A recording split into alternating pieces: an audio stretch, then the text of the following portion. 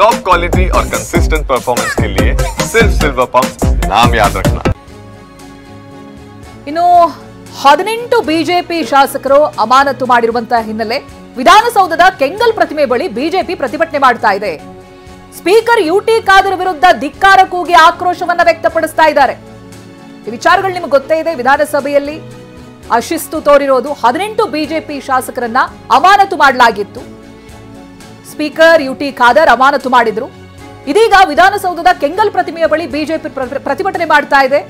Speaker UT Khader ವಿರುದ್ಧವಾಗಿ ಧಿಕ್ಕಾರ ಕೂಗಿ ಆಕ್ರೋಶವನ್ನ ವ್ಯಕ್ತಪಡಿಸ್ತಾ ಇದ್ದಾರೆ.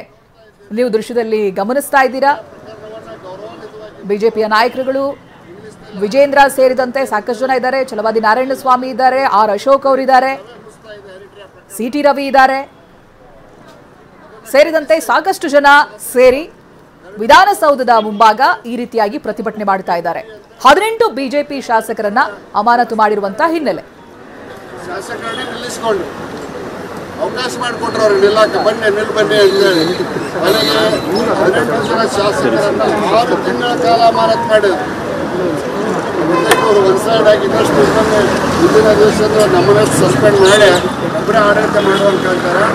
ಸ್ಪೀಕರ್ ಅವರ ಸೇವಾಧಿಕಾರಿ ಧೋರಣೆ ಸಂಘಟಿಸಿ 18 ಜನ ಶಾಸಕರ ಸಸ್ಪೆನ್ಷನ್ ಅನ್ನು ರದ್ದುಗೊಳಿಸಬೇಕಂತ ಮನವಿಯನ್ನು ಮಾಡ್ತಾ ಇದ್ದೇವೆ, ಒತ್ತಾಯವನ್ನು ಮಾಡ್ತಾ ಇದ್ದೇವೆ. ಸ್ಪೀಕರ್ ಅವರು ಸಂವಿಧಾನಕ್ಕೆ ಬೆಲೆ ಕೊಟ್ಟು ಆ ಕುರ್ಚಿಯಲ್ಲಿ ಬಳಗಾರ್ ಅಂತವ್ರು ಕೂರ್ತೋಗಿದ್ದಾರೆ, ರಮೇಶ್ ಕುಮಾರ್ ಅಂತ ಕೂರ್ತೋಗಿದ್ದಾರೆ, ವಿಶ್ವೇಶ್ವರ ಹೆಗಡೆ ಕಾಗೇರಿ ಅಂತವ್ರು ಕೂರ್ತೋಗಿದ್ದಾರೆ. ಅವರೆಲ್ಲ ನಿದರ್ಶನಗಳನ್ನು ನೋಡಿ ಆಡಳಿತ ಅವ್ರು ಮಂತ್ರಿ ಆಗುವಾಗಿದ್ರೆ ಮಂತ್ರಿ ಆಗಲಿ, ನಾವೇನು ಬೇಡ ಅನ್ನೋದಿಲ್ಲ. ಮಂತ್ರಿ ಆಗೋದಕ್ಕೆ ಹಿಂಗೆಲ್ಲ ಮಾಡಕ್ಕಾಗ್ತಾರೆ. ನಮ್ಮ ಮಾಹಿತಿ ಬಂದಂಗೆ ಕಾಣ್ತೈತೆ. ಅವ್ರು ಮಂತ್ರಿ ಆದ್ರೆ ಯಾವುದಾದ್ರೂ ಒಬ್ಬ ಎರಡೂ ಪಕ್ಷವನ್ನು ಎಡಕ ಮತ್ತು ಬಲಕಿನ ಶಾಸಕರನ್ನ ಸಮಾನ ದೃಷ್ಟಿಯಿಂದ ನೋಡುವಂಥ ವ್ಯಕ್ತಿಯನ್ನ ಆ ಸ್ಥಾನದ ಮೇಲೆ ಕುದುರಿಸ್ತಾರೆ ಅಂತೇಳಿ ಗಮನಿಸ್ತಾ ಇದ್ರೆ. ಶಾಸಕರನ್ನ ಸಮಾನವಾಗಿ ನೋಡುವಂತ ವ್ಯಕ್ತಿಯನ್ನ ಆ ಹುದ್ದೆಯಲ್ಲಿ ನೋಡೋದಕ್ಕೆ ನಾವು ಇಷ್ಟಪಡ್ತೀವಿ ಅಂತ. ಅಂದ್ರೆ ಇದೆಲ್ಲವೂ ಕೂಡ ಆಕ್ರೋಶ ವ್ಯಕ್ತವಾಗ್ತಾ ಇರೋದು ಸ್ಪೀಕರ್ ಯುಟಿ ಖಾದರ್ ವಿರುದ್ಧವಾಗಿ. ಅವತ್ತಿನ ದಿನ ಅಮಾನತು ಮಾಡಿರುವಂತ ದೃಶ್ಯಗಳನ್ನ ಗಮನಿಸ್ತಾ ಇದ್ರಿ ನೀವು. ಮಾರ್ಷಲ್ಗಳು ಶಾಸಕರುಗಳನ್ನ ಎತ್ಕೊಂಡು ಬಂದು ವಿಧಾನಸಭೆಯಿಂದ ಹೊರಗೆ ಹಾಕಿದ್ರು. ಅದನ್ನ ಖಂಡಿಸಿ ಇದೀಗ ಪ್ರತಿಭಟನೆ ನಡೀತಾ ಇದೆ. ಸುದ್ದಿ ಮುಂದುವರಿಯುತ್ತೆ ಶಾರ್ಟ್ ಬ್ರೇಕ್ ಆದ್ಮೇಲೆ.